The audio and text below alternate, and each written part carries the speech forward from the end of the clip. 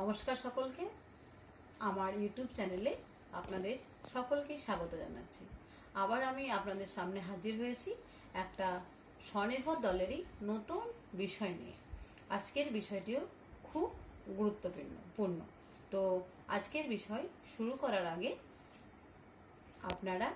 আপনাদেরকে আমি অনুরোধ করছি যে এখনো পর্যন্ত যারা আমার ইউটিউব চ্যানেলটি সাবস্ক্রাইব করেননি তারা সাবস্ক্রাইব করবেন এবং পাশে থাকা বেল আইকনটিকে বাজিয়ে দেবেন। তো আজকে পর্ব আমি শুরু করছি। আজকে আমি আপনাদের সামনে যেটা বলতে চলেছি সেটা হচ্ছে আনন্দধারা নিয়ম অনুসারে সদস্যদের হাতখাতা বা পাসবই।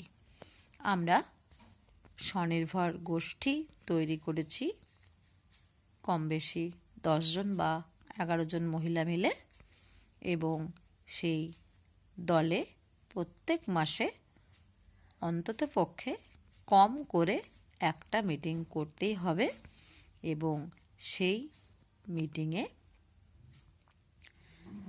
আমরা প্রথম যেটা মিটিং, যদি একটা মিটিং করি তাহলে প্রথম 4-5 তারিখের মধ্যে করতে হবে, ইংরেজি মাসের বা বাংলা মাসের যেটাতেই করুন।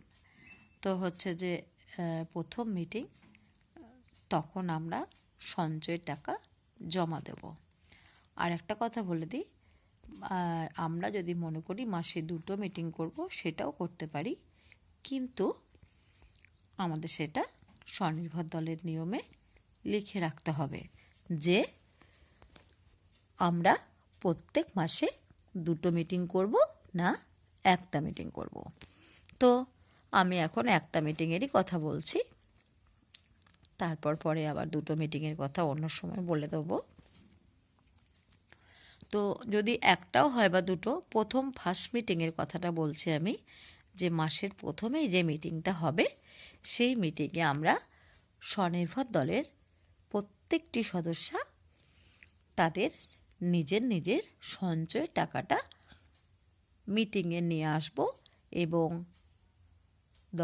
দলনেত্রী দিদি, সহদলনেত্রী দিদি বা কোষাধ্যক্ষা যিনি আমাদের কাছ থেকে জমা নেবেন, তিনি নিজের আমাদের দলের রেজুলেশন মিটিং খাতায় লিখে রাখবেন রেজুলেশন করে।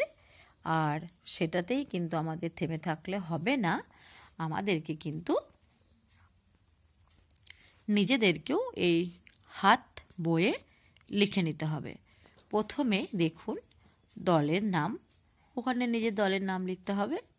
ধরি মৌমাছি স্বনির্ভর দল। সদস্য নাম্বার, এখানে সদস্যটি যার কথা লিখছে, ধরুন আমি হচ্ছি 4 নম্বর, তো আমার নাম তারা ভান্ডারী। আমার এখন নামের জায়গা আসেনি, সদস্য নাম্বার হচ্ছে 4 নাম্বার। তারপরে সদস্যার নাম তারা ভান্ডারী, পিতা বা স্বামীর নাম লিখতে হবে। এবার নিজের স্বামীর নাম লিখবেন। ঠিকানা দক্ষিণ তিলপাড়া, সিউড়ি, বীরভূম। দলের আইডি অবশ্যই আপনারা এটা জেনে নেবেন, আমাদের এখন 40 পর হচ্ছে 79। তো এটা হচ্ছে দলের ID number. Bank savings account number, ব্যাংকের সেভিংসের যে অ্যাকাউন্ট নাম্বার সেটা এখানে বসাতে হবে। আর হচ্ছে ব্যাংকের সিসি অ্যাকাউন্ট নাম্বার, এই জায়গাটাই বসাতে হবে। এইটা হচ্ছে ফার্স্ট পৃষ্ঠা। আনন্দধারার নিয়ম অনুসারে যে সদস্যদের হাতখাতা বা পাসবই, তার প্রথম পৃষ্ঠায় এটা লেখা আছে। এটা আমরা প্রথমেই ফিল আপ করে নেব। এবার চলে আসবো সেকেন্ড পৃষ্ঠা। এখানেও আনন্দধারা সদস্যদের ঋণ ও সঞ্চয়ের পাসবই বা তার হাতখাতা। এখানটায় আছে সদস্যের ছবি, ধরুন তো আমার এখানটায় একটা ছবি বসাতে হবে। সদস্যার নাম, সদস্যার ক্রমিক সংখ্যা।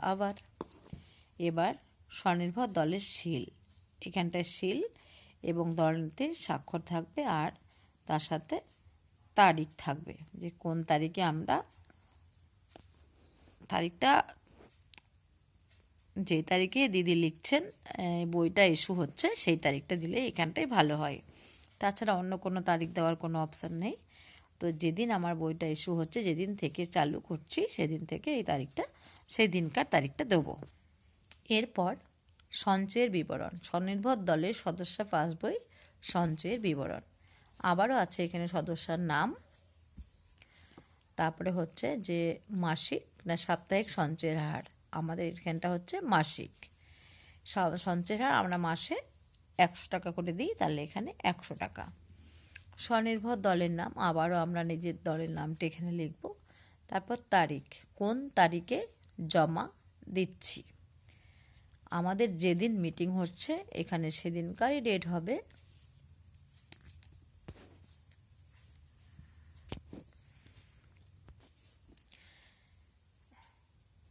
এটা আমি লিখে নিলাম, না লিখলে অসুবিধা হবে, বোঝানো যাচ্ছে না, সেই জন্য আমি একটু লিখে নিলাম। ধরুন 5/1/24 তারিখে আমি নতুন দলই ধরছি, যে জমা পড়লো 100 টাকা। টাকা তোলার জায়গাটা আমরা কিন্তু এরকম ড্যাশ দিয়ে বা এরকম দাগ টেনে রাখবো।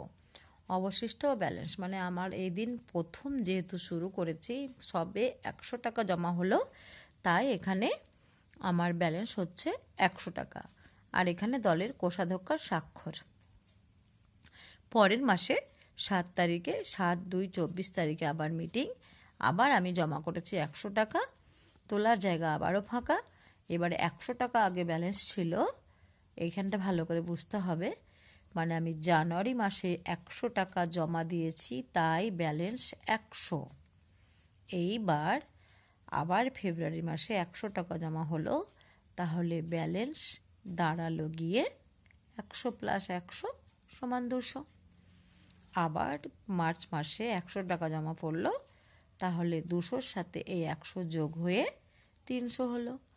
আবারও আমার এপ্রিল মাসে জমা পড়লো, তাহলে 300-র সাথে 100 যোগ হয়ে 400 হলো। আবারও আমার মে মাসে জমা পড়লো, তাহলে 100 টাকা জমা পড়লো, 400-র সাথে 100 যোগ হয়ে 500 হলো। এইবার জুন মাসে আমি কোনো টাকা জমা দিতে পারিনি, হয় মিটিংয়ে ছিলাম না বা কোনো কারণে টাকা আমার কাছে ছিল না, দিতে পারিনি, তাহলে এই মাসটা আমার ফাঁকা। তাহলে এখানে কিন্তু দেখুন যে আমার আগের মাসে 500 ছিল, এই মাসে জমা দিইনি, তাই 500 টাকাই থেকে গেল। এবার পরের মাসে জুলাই মাসে যেহেতু আমার 100 টাকা বাকি ছিল, তাই 100 প্লাস এই মাসের 100 200 টাকা, তাহলে 200 টাকা জমা দিলাম। তাহলে 500-র সঙ্গে 200 যোগ করলে হয় 700। নিশ্চয়ই বুঝতে পেরেছেন আমি কি বোঝাতে চাইলাম। আর টাকা তোলার ঘরটা কখনোই ফিল আপ হবে না। যদি কোনো দিন হয়তো যে সদস্যা বেরিয়ে যাবে, সেই দিন শুধু এটা ব্যবহার হবে। যদি আমি দল থেকে বেরিয়ে গেলাম, আমাকে হয়তো আমার জমানো ধরুন 700 টাকা আমার জমেছে, কোনো কারণে আমাকে দল ছেড়ে দিতে হচ্ছে, তাহলে পুরো রেজুলেশন করে দল থেকে আমাকে এই 700 টাকা তুলে দিয়ে সমস্ত কিছু হিসাব নিকাশ লিখে দিয়ে আমাকে দল থেকে বেরিয়ে যেতে হবে। সেই দিনই কিন্তু এখানে 700 টাকা তোলার জায়গা লিখতে হবে এবং ছোট্ট করে এখানে লিখে রাখতে হবে যে অমুক তারিখে তারাদি দল থেকে অমুক কারণের জন্য বেরিয়ে গেছে, তাই তাকে 700 টাকা তুলে দেওয়া হলো। এটা পুরোটাই এখানে লিখতে হবে। বোঝা গেল যে আমি সঞ্চয়ের যে খাতা দেখাচ্ছি সেটা কিভাবে লিখতে হয়। এই বিষয়ে যদি কারো কোনো প্রশ্ন থেকে থাকে, তবে অবশ্যই আমাকে কমেন্ট বক্সে কমেন্ট করে জানাবেন। তো আজকে এখানেই শেষ করছি, আবারও দেখা হবে আগামী পর্বে। আর আপনারা সবাই সুস্থ থাকুন, ভালো থাকুন, সবাইকে ধন্যবাদ জানিয়ে শেষ করছি।